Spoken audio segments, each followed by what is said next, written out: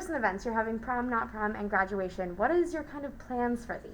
We are having those two very big events this week. So a lot of schools were able to host either a form of prom, mostly by parents, not really by school districts, but also graduation in June.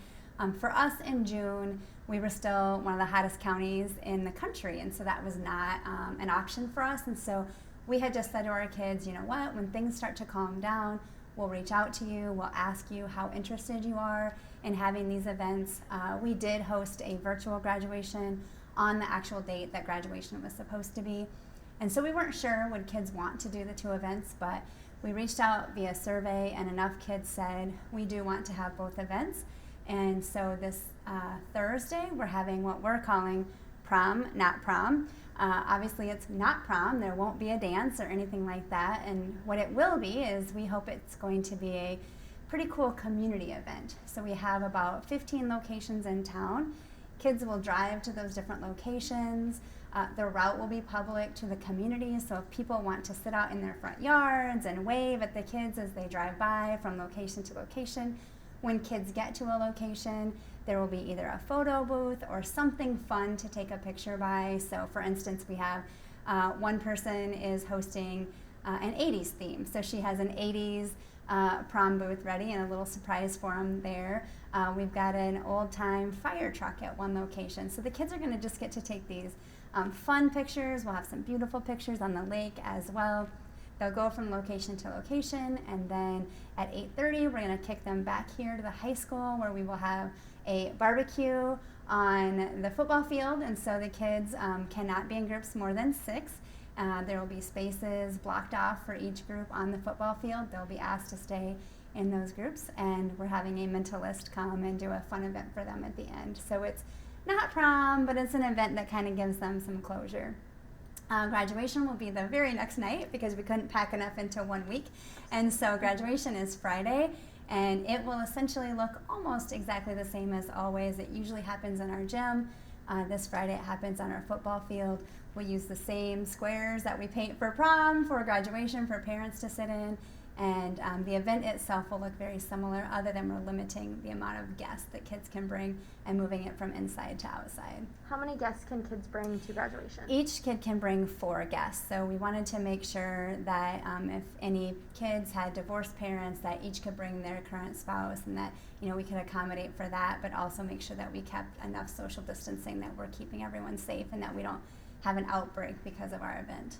For graduation and prom, what will the role of masks be in there? Are they going to be expected, required, suggested? So they'll be suggested for those that want to use them. Because we are outside and because we are going to create spaces where they can social distance, we will not require them at this particular event. If we were unable to social distance, then we would absolutely be strongly recommending them at the event, because we, again, don't want to be any source of contamination spread across the city, but we're confident we can keep people very well spread apart. And then that would mean on the 26th of August, then the following Wednesday, true, real school will start. And so everybody in this new hybrid model will come ready to go on August 26th.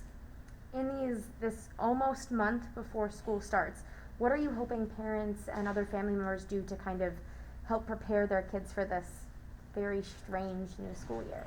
Yeah, so the first thing that I know, I'm a social media person, so the first thing that I see sometimes on social media that I like to remind everybody about is that kids really feed off of us, right? So when we have a good attitude about what's going on, kids have a good attitude about what's going on, and so they really do focus on what they hear from us and how they react. When we say, yep, this can work, we'll make it work, then they make it work, and they do that. The other thing I would say to parents is, start practicing good sanitation, right? So what does it mean to truly wash your hands well, and start to practice that? I saw one school district used a stamp model where the teacher stamps the kid's hand, and then when they wash their hands, they have to get that stamp off of their hand, and that really teaches kids what that means when you scrub. So parents could be doing that. Parents can start teaching kids what 6 feet looks like, so that they know, when should I have a mask because I'm definitely within 6 feet of someone, and when am I far enough away that if I need a little break that I could take it off if I had to. Absolutely. You are rocking through questions. It is fantastic.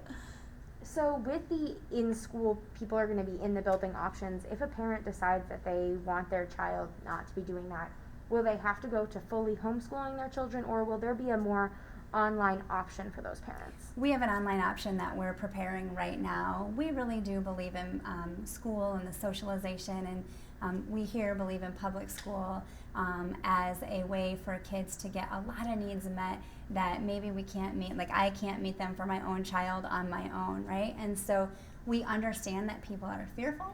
We understand that people have some sort of underlying condition that might prevent them from coming to school, but we want them to be the valued part of our school community that they are. And so we're actually collecting that information right now. We have a point of contact in the district with someone that is collecting names, and then we're going to start holding meetings with families very soon to talk about what the online program looks like, how the school will support, what social emotional supports we're going to add, all of those things. We're hoping, we've got a couple of community partners who have said, lean on us, will help, and so we're hopeful that we can potentially offer some little camp-like situations where maybe you're not comfortable coming into a room with 15, but maybe you'll come into a room with 5 kids and you'll do a little STEM experiment for the day or something like that. What we really want is to give parents the option of an and both philosophy if we can, right? So even if you're not comfortable, we still want you to feel like you're valued because you are valued.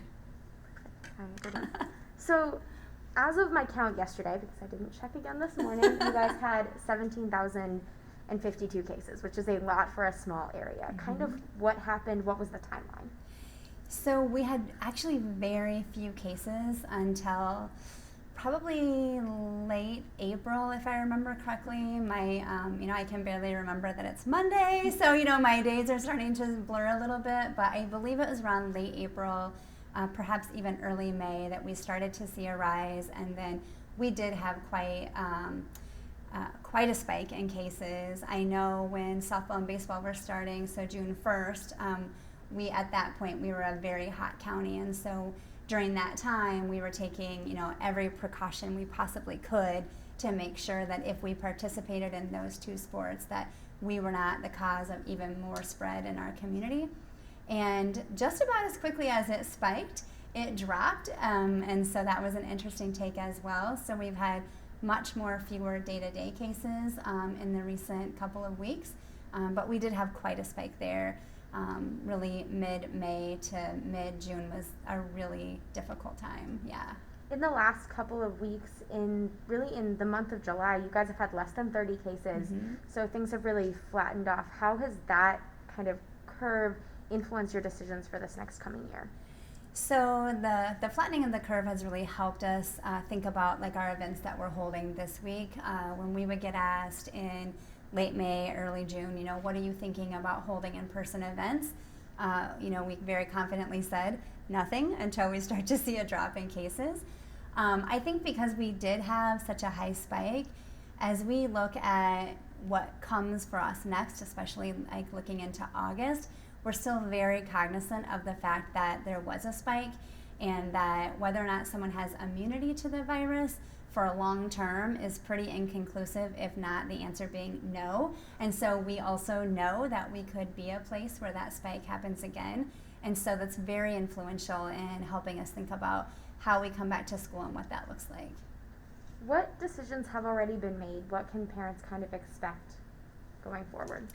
Very recently, we had a discussion at the board table last Wednesday, actually, where we discussed a couple of different hybrid plans. So back in late April, early May, we started talking about what some hybrid plans might look like. And at that point, our hybrid plans look like kids would be in cohorts, say cohort A and cohort B.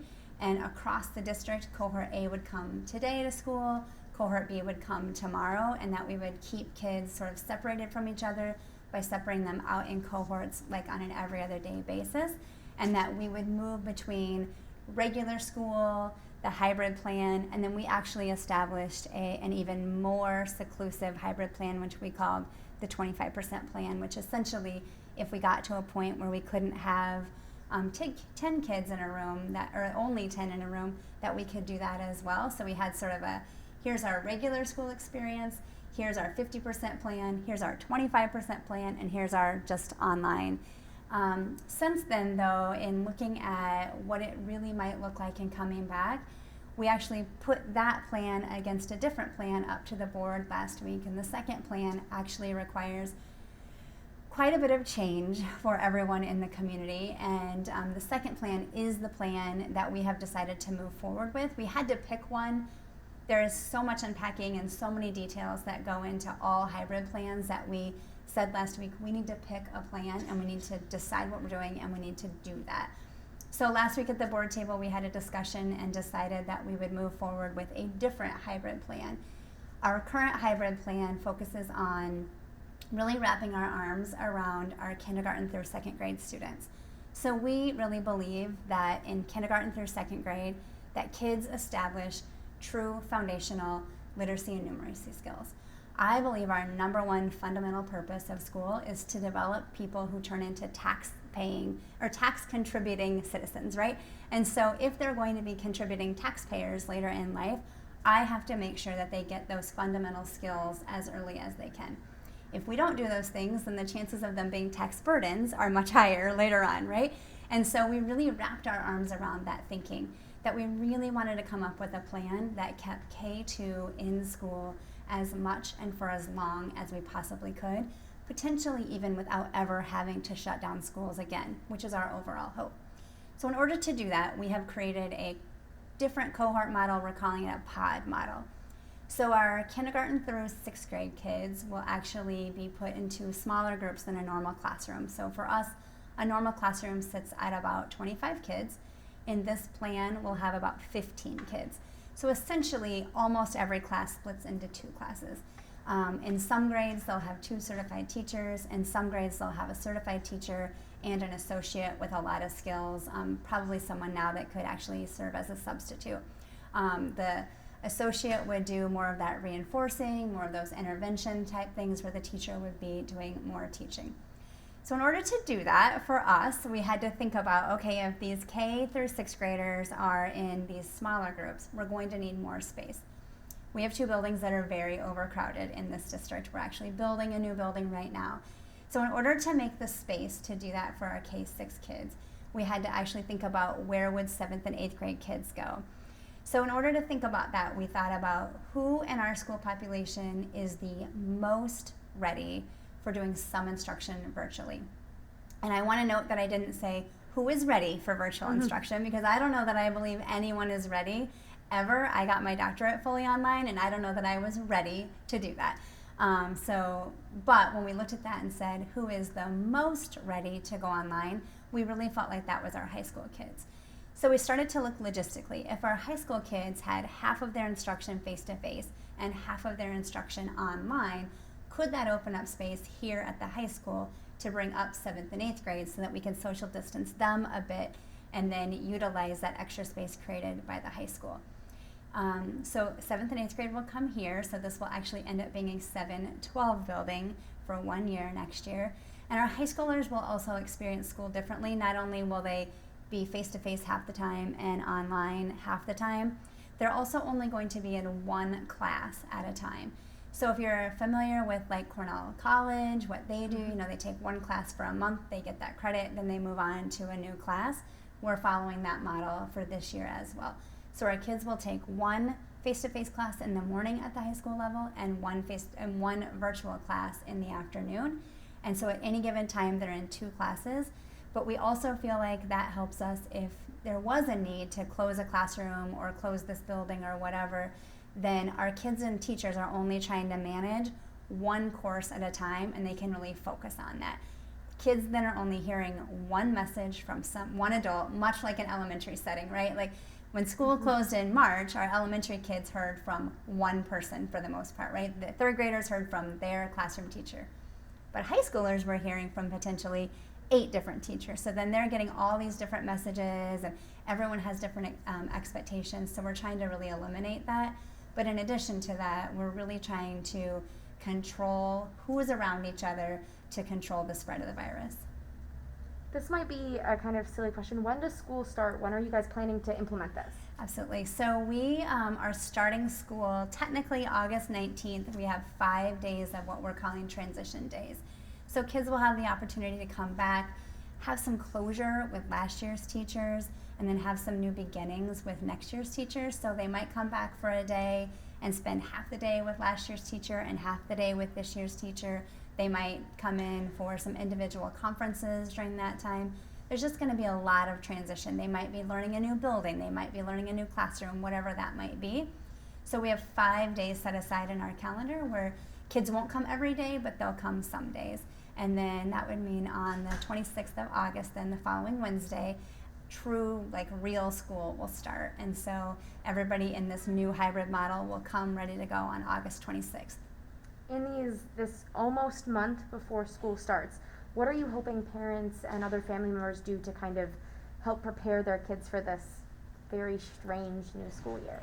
Yeah, so the first thing that I know, I'm a social media person, so the first thing that I see sometimes on social media that I like to remind everybody about is that kids really feed off of us, right? So when we have a good attitude about what's going on, kids have a good attitude about what's going on. And so they really do focus on what they hear from us and how they react. You know, when we say, yep, this can work, we'll make it work, then they make it work and they do that.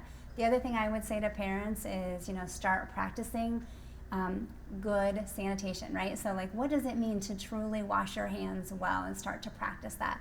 I saw one school district used a stamp model where the teacher stamps the kid's hand, and then when they wash their hands, they have to get that stamp off of their hand, and that really teaches kids what that means when you scrub. So parents could be doing that. Parents can start teaching kids what 6 feet looks like so that they know, you know, when should I have a mask because I'm definitely within 6 feet of someone, and when am I far enough away that if I need a little break that I could take it off if I had to. Absolutely.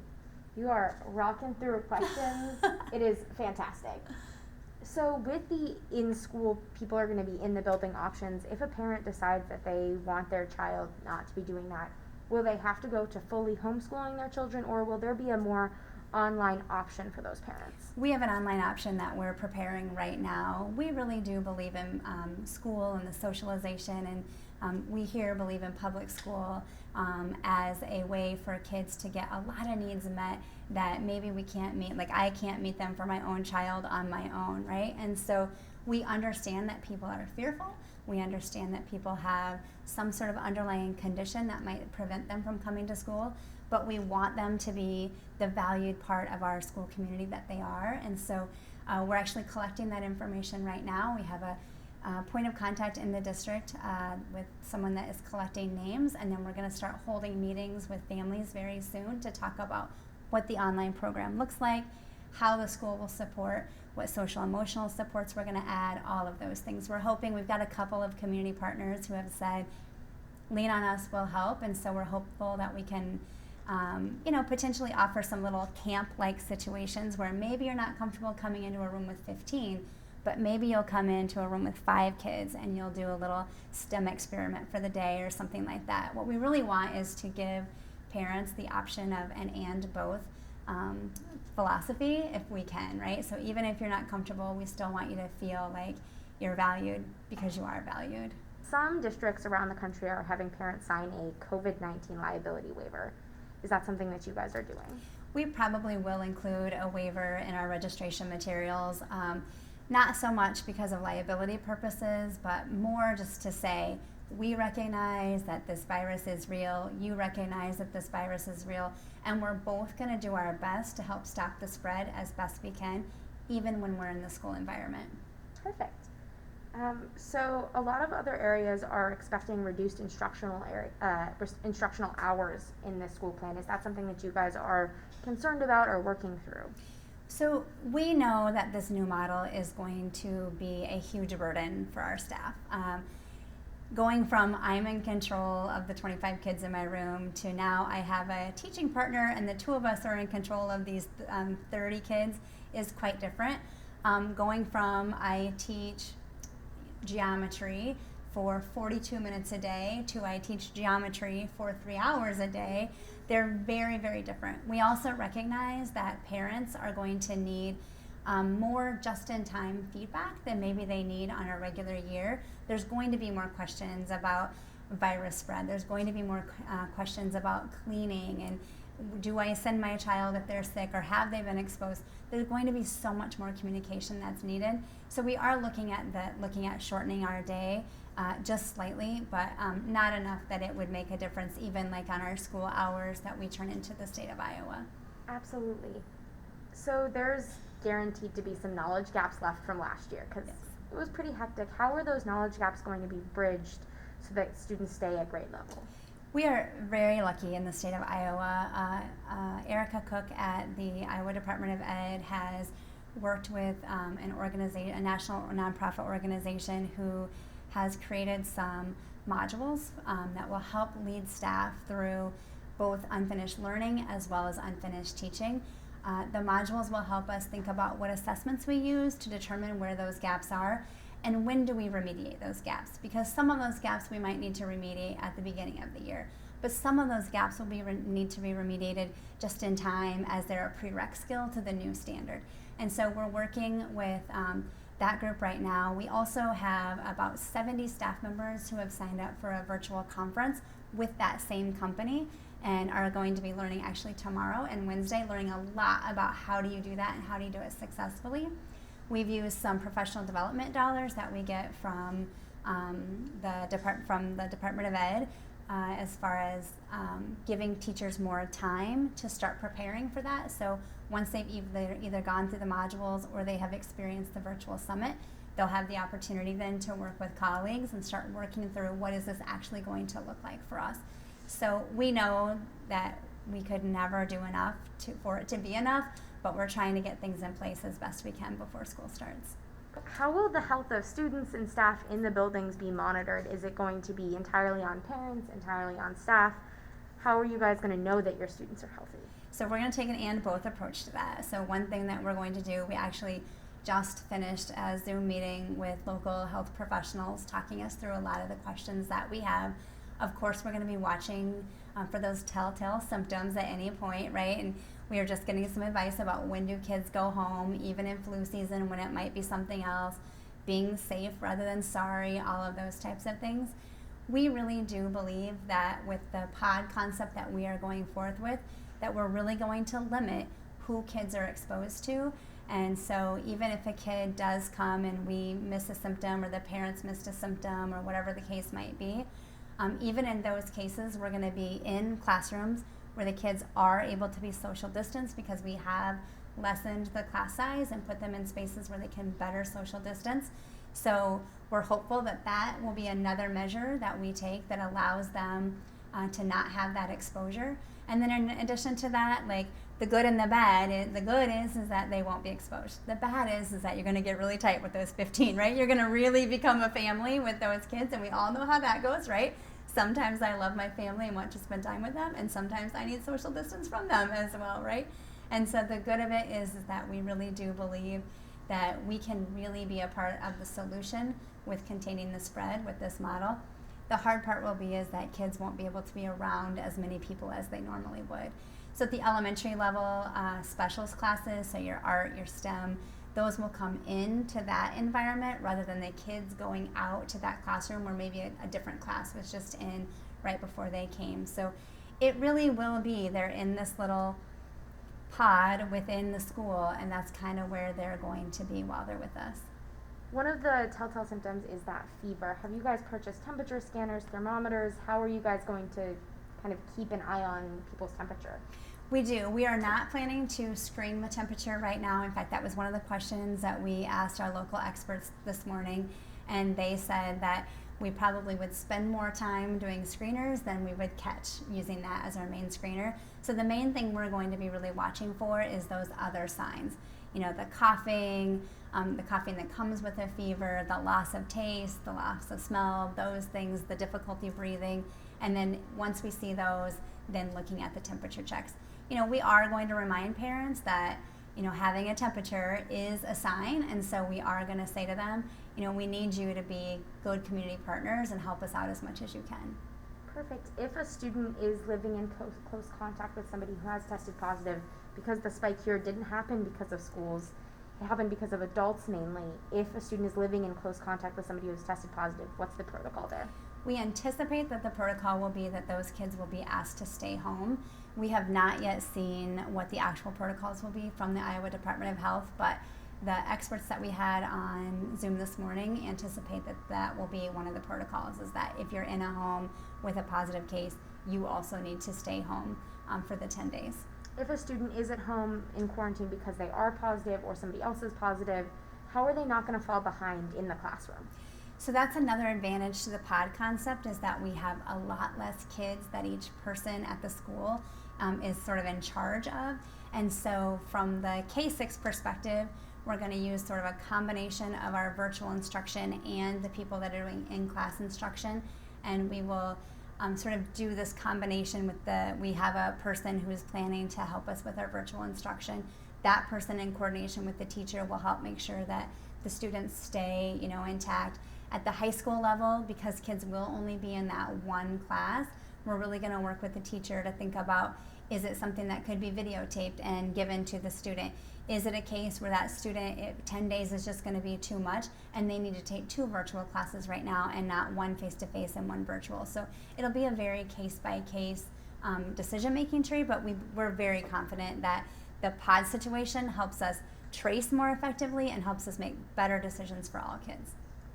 In the unfortunate case, if a student is found to have COVID-19 symptoms in a classroom, what is the physical protocol to get them from that classroom and their pod of students to be home, to be safe? Yes, so we will have an isolation area in every school where kids will go. We're asking parents when they register to give us permission to put a mask on them to keep them safe, and they will be asked to come and get their kids, as soon as they can, so that we do not spread it throughout the building. And at that point, they'll be sent home for the duration of whatever the quarantine is by determination of the Iowa Department of Public Health. Do you think you have sufficient personal protective equipment for your students, teachers, staff for this upcoming year? Because there has been a little bit of a shortage. Absolutely right. So we are not planning to actually provide true PPE. We're planning to provide masks and shields for our staff. We have been gifted some by the hospital, so that's really nice. Some cloth masks, not like what they use, but cloth masks have been given to us by them.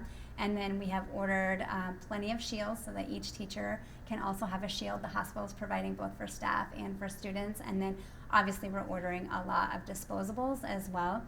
In addition to that, we know we have some staff that maybe have a compromised immune system and are nervous about coming back, but willing if they have a plastic shield in front of them. We're working to get those ordered right now. You would notice if you were in any of our offices that we've got plastic shields up, much like if you went to the doctor's office, you'd see a shield up. So we're confident that we can get this all together, and I wouldn't bring back kids if I didn't think it was safe for them.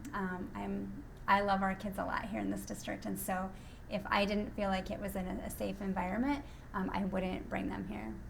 There is an outbreak and students do need to get tested. Where does that financial burden fall? Is it something that they're going to be tested in school, that it will be on the cost of the district, or will it be through their healthcare providers at home? So we anticipate that will happen through their healthcare providers. We've been extremely lucky here in Storm Lake because we have had a Test Iowa site here since April. I honestly can't remember. Maybe it was May. They have announced that they plan to stay here through September, and we're hopeful that as things continue to go, that we get to continue to keep that site as well. That site has been just a completely valuable service to this community, and we're very grateful that we have it here and that we've gotten to keep it for as long as we have. You touched on this very briefly. What's the use of plexiglass and plastic barriers in the school now? So right now we're putting them up in any common spaces where we think they might be necessary, such as school offices, for any teachers that need them.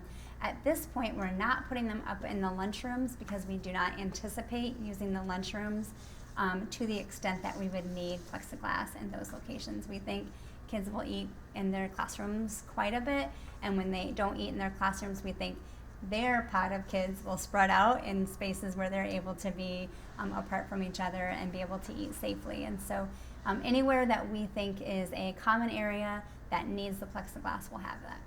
You just about touched on my next question. How's lunch going to work? Oh, that's one of the $1 million questions. How will lunch work, right? So to make our pod concept work, we actually will have some high schoolers taught in the building that we are in right now, and some high schoolers will be taught in various locations throughout the community as well.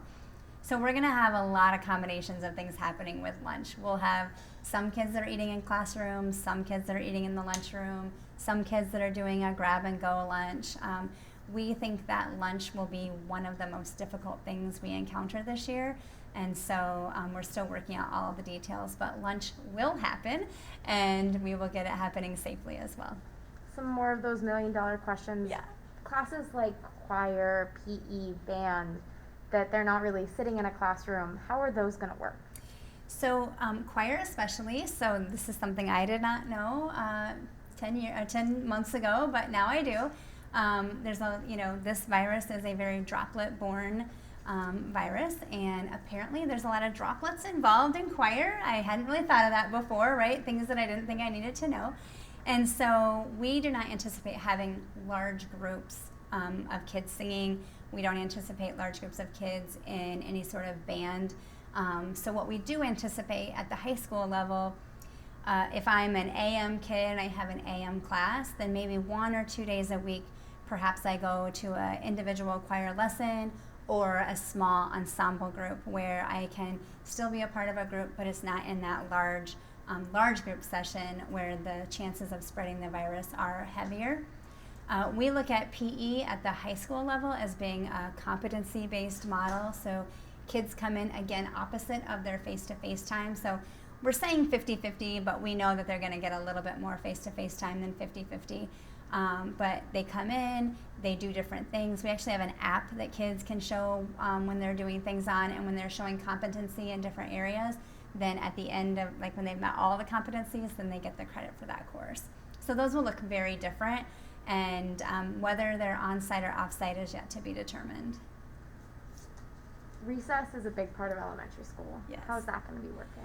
So recess will happen just with my pod of kids, so it may not happen every day for every kid. We're hoping to be able to schedule a PE opposite of recess. So if I have PE today, maybe I don't have recess today, but I have recess tomorrow, so I have that sort of free play time and that structured play time.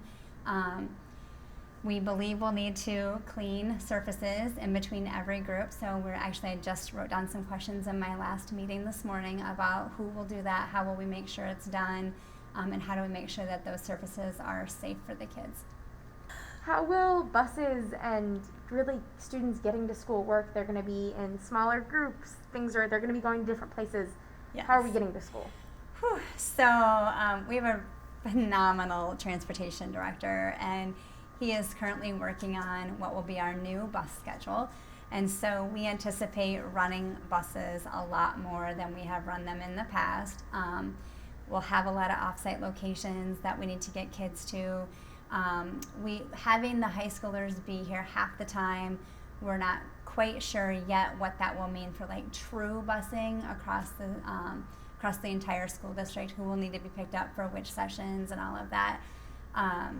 We are still waiting for guidance to come, though, from the Iowa Public Health as well as the Transportation Department at the Department of Ed.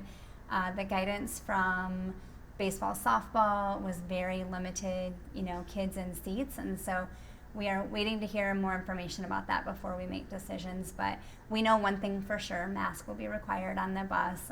We're gonna staff it as well as we can to make sure that kids are not in each other's space and doing those types of things as well.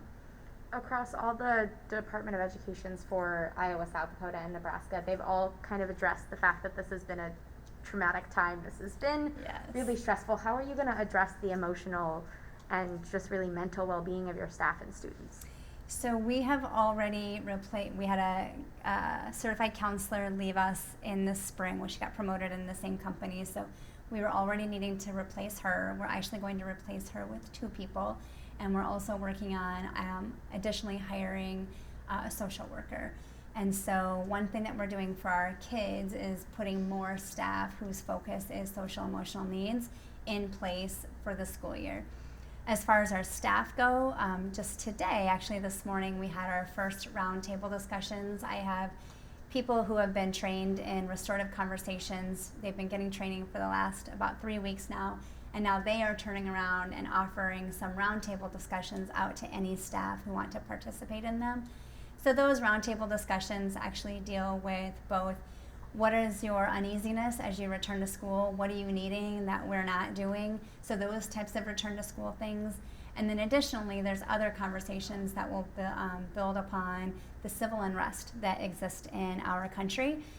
We are mostly kids of color in this district, and so we know that our kids of color have been impacted by national events this year differently than I have as a white person. And so we also want to make sure that our staff feel as equipped as they possibly can to address those things, because those are huge social emotional things that our kids are going to face as they return to school.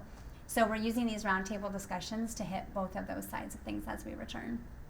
Will masks be suggested, expected, required? What's happening with masks in school this year? So at this point, we think that we will create a culture where when you are less than 6 feet apart from each other, you are wearing a mask, and that just becomes how we do business. We will strongly suggest masks in many locations, and we're still debating on requiring versus not requiring. At this point, we haven't taken the leap to say, yes, we are going to require, though I do anticipate there will be at least some locations where we do require masks. Kids forget things Yes. a lot. If a kid is in one of those spaces and has forgotten a mask, will you have extras? We will. Yeah, yep. So we've already been working on purchasing extra masks because adults are going to forget things too. So we'll have them available both for adults and for kids. Absolutely. Masks are most effective if they're at least cloth masks, if they're washed pretty much daily and sanitized. What is that responsibility going to fall on for these masks that can be used? So that was actually one of the topics that we talked about this morning when we had some healthcare professionals online. And they did say to us that, they're going to encourage that they do get washed on a regular basis, but that they actually have not seen anyone that got the virus from, not washing a cloth mask. And so we will ask parents to wash their masks and keep them clean, just like we ask them to wash their t-shirts and keep those clean. Perfect. Makes sense. I lost where I was. When, I know these might not be specific places where it is suggested to wear a mask, but when students are in PE at recess in those kind of different places, will there be that expectation that they're wearing it, especially during physical activity?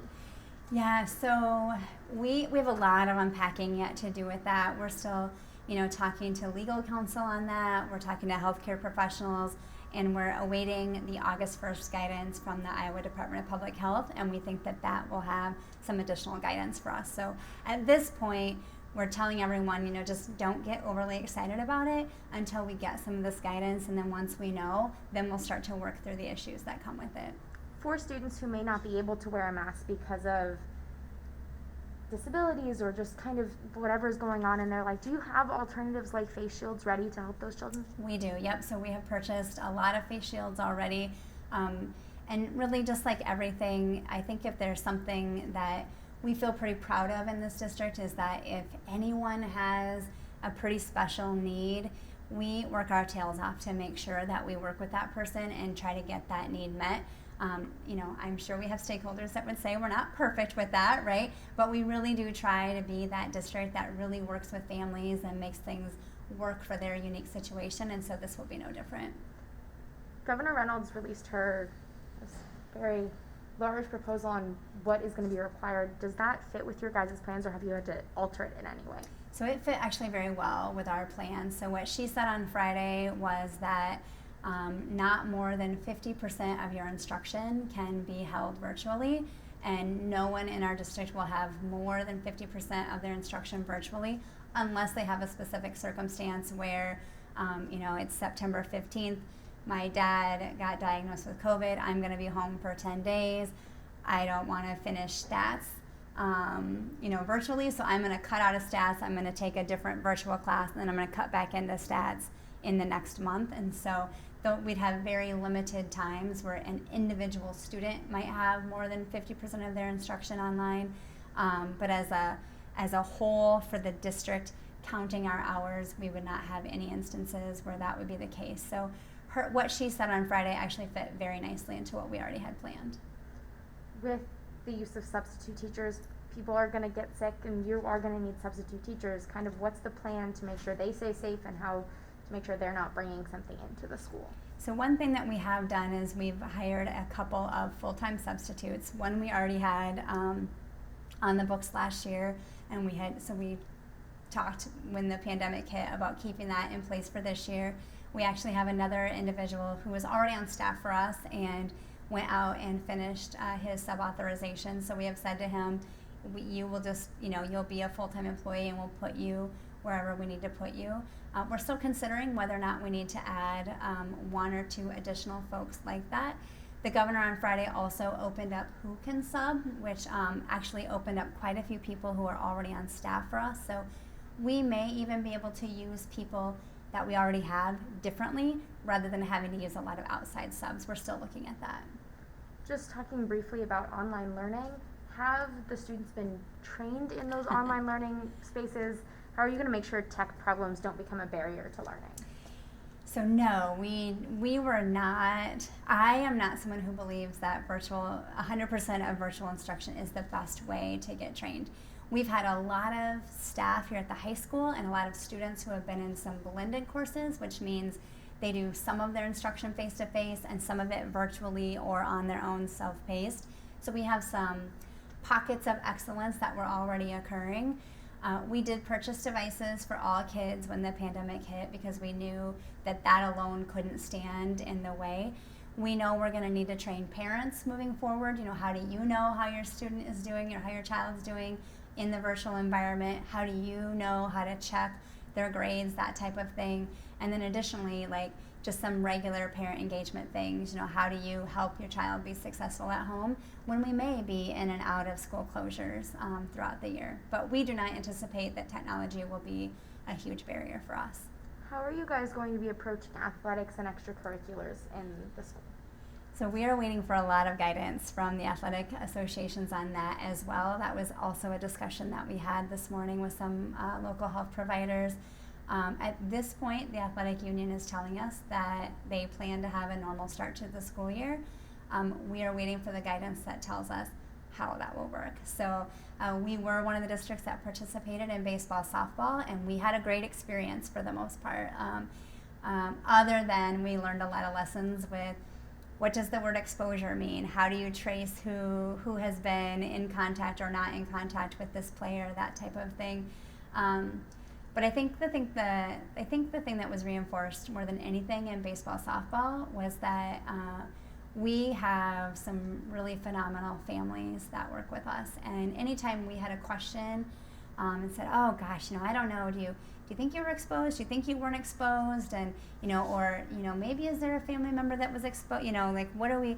For 90% of our cases, our family said, "You know what? It's 3 games. I'll wait and see what happens with my family member, and if they don't test positive, then I'll be back on Monday. If they do test positive, then we'll go from there."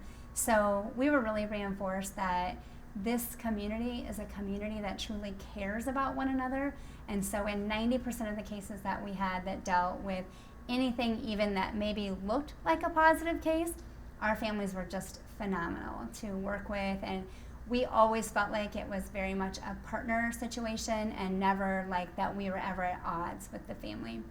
So we really had very few bad experiences with looking at COVID from baseball, softball. And so, if sports do happen regularly, as we're being told right now, then we will follow the guidance and we will work with families to make it the most positive experience that we possibly can.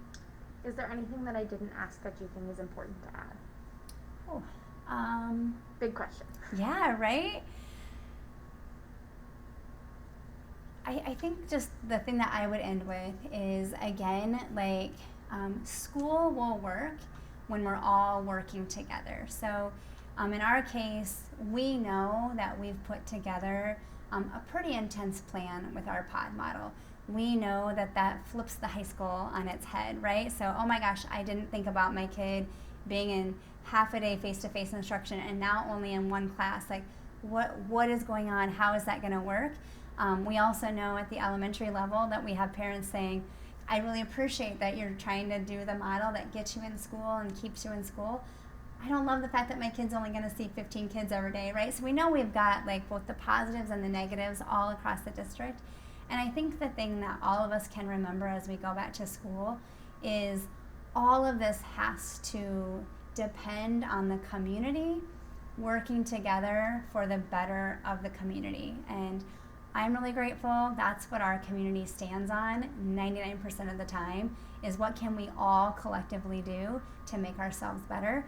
And so I would just say that I'm very grateful to work in a place where we do believe that when we're all better, we're all better. And so I would just remind, stakeholders everywhere to work with your local school district, whether you agree with their plan or don't agree with their plan, that I would just remind everyone this is the first pandemic for all of us, and we're all handling it to the best of our ability. And the better we can work together and not have the additional stress of you better or that those things just help, when we're all working together. And that doesn't mean we can't disagree and suggest new things to go with plans, but with the common goal of working together and making it work for the kids.